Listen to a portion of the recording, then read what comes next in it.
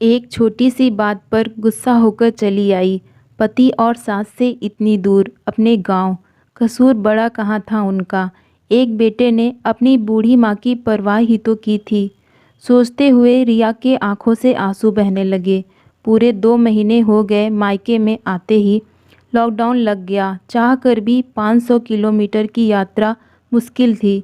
अपने घर के बाहर बरामदे से उतरती सीढ़ियों पर गुमसुम बैठी रिया को आज उस दिन पर कोफ्त हो रहा था जब बेवजह ही घर छोड़कर निकल आई थी।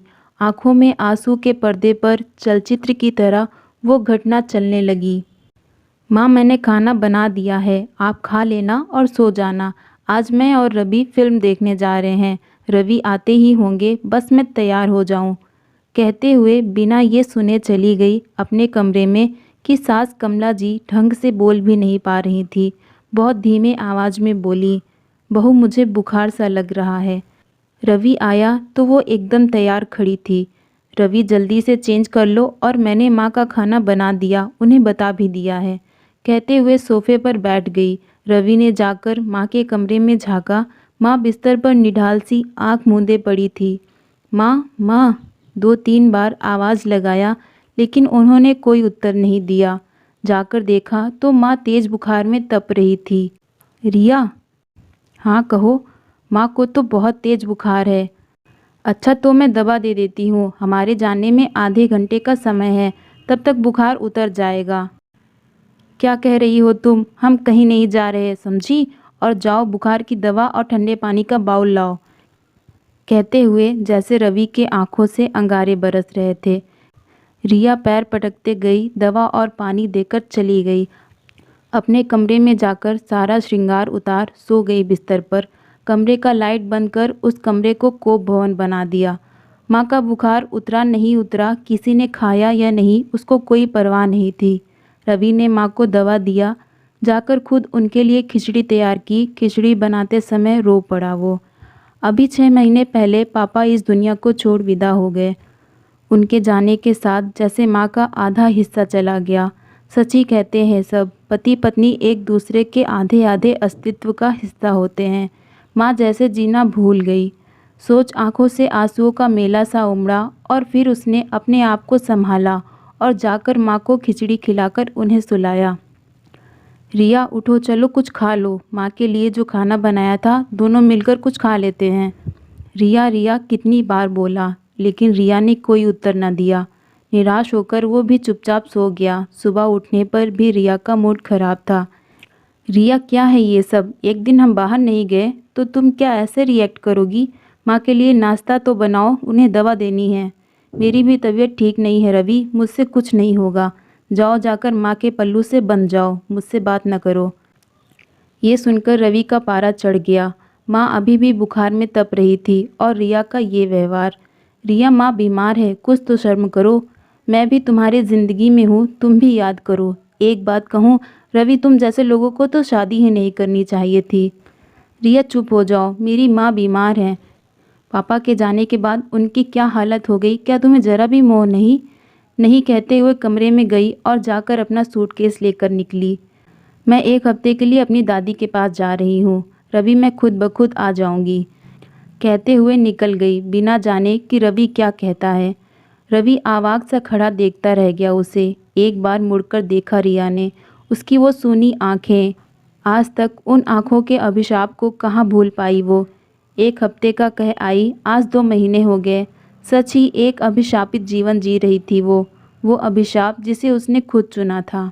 समय के साथ अपनी गलती का एहसास हुआ तो दादी से सब कुछ कह दिया। दादी के आंखों से आंसू बह चले। बिटिया, आज तुमने मेरी परवरिश को धूल में मिला दिया। इतनी छोटी बात पर ऐसा गुस्सा, और वो भी तब जब कमला को तुम्हारी सबसे ज़्यादा ज़रूरत थी। छी छी, ये मेरे संस्कार तो नहीं हैं। उस बिचारी ने अभी अपना पति खोया है। एक बेटे के प्यार को उल्हाना भरे शब्दों से भेद कर चली आई तुम मेरे पास। कहते हुए मुंह फेर लिया दादी ने। माँ बाप बचपन में एक एक्सीडेंट में चल बसे थे। तब दादाजी और दादी ने ही तो पाला पोसा उसे। जाकर दादी के पैरों पर गिर गई। दादी, मुझे माफ़ कर दीजिए, मैं चली जाऊंगी और जाकर ऐसे ही माँ से माफ़ी मांग लूँगी। दादी दादी, कुछ तो कहिए ना। आज सारी बातें याद कर रोने लगी रिया। अतीत के गलियों में भटकते हुए होश आया तो देखा दादाजी और दादी नहीं हैं। घर के सामने बगीचे और इर्द गिर्द देखा कहीं नहीं थे। तभी गौरी ने बताया, जीजी वो दादाजी और दादी गाड़ी लेकर कहीं गए हैं सुबह सुबह और हमको कह गए विधि से नाश्ता और खाना पकाने को, शायद कोई मेहमान आने को हैं। रिया अच्छा कहकर बाथरूम में गई। नहा धोकर मन में ताजगी आई और शरीर में जैसे जान जाकर तैयार हो गई। साड़ी निकालने गई तो हाथ सीधे गुलाबी शिफॉन की साड़ी पर गया। रवि का सबसे पसंदीदा साड़ी, पिछले बरस ही तो दिया था उसने मेरे जन्मदिन पर। सोचते हुए मुस्कुराने लगी। जाकर जल्दी जल्दी साड़ी को करीने से नौ बांधा, लंबे बालों को ढीला जूड़ा बना लिया। होठों पर गुलाबी लिपस्टिक, माथे पर छोटी सी बिंदी और मांग में सिंदूर की महीन सी रेख खींच तैयार हो गई। गुलाबी साड़ी पर लाल चूड़ियाँ रवि को बहुत पसंद थी। कितना गुस्सा किया था जब उसने लाल चूड़ी पहनने को कहा था। रवि ये कैसा मैचिंग होगा, क्या कहेंगे सब पार्टी में। मुझे सबसे मतलब नहीं, और हाँ आँखों में काजल तो लगाओ, मुझे तुम्हारी आँखें सूनी सी अच्छी नहीं लगती। उसकी बात याद आई तो झट से काजल की मोटी रेख आँखों में खींच लिया। अपना रूप निहार रही थी कि मानो रवि ने आकर उसे पीछे से अपने बाहों में भर लिया। उसने शर्म से आंखें मूंद ली। हाय राम, मैं भी क्या क्या सपने देखने लगी हूँ। सच अब जाना रवि मुझसे कितना प्यार करता है, मैं ही उसके प्यार को समझ नहीं पाई। सोचते हुए आंखें खोल अपने भ्रम को दूर करने का प्रयास किया, लेकिन वो भ्रम नहीं था। रवि ने सचमुच ही उसे अपने आलिंगन में बांध रखा था। वो उठी और रवि के सीने से लग गई। आंखों से आंसुओं का एक सैलाब फूट पड़ा। रवि मुझे माफ़ कर दो, मैं कितनी गलत थी। अब मुझे समझ आया मैंने जो पाप किया, जाने उसका प्रायश्चित होगा या नहीं, लेकिन मैं माँ से भी माफ़ी मांग लूँगी। वो नहीं देंगी माफ़ी तब भी मैं उनसे माफ़ी मांगती रहूँगी। कभी तो मेरे पाप धुल जाएंगे। कहते हुए बिलख पड़ी। तुम्हारे पाप धुल गए बिटिया, इतने आंसू मेरी बहू बहाए ये मुझे मंजूर नहीं। सासू माँ की आवाज़ सुन रिया चौंक पड़ी, जाकर उनके पैरों पर गिर पड़ी। कमला जी ने बहू को उठाकर गले लगा लिया।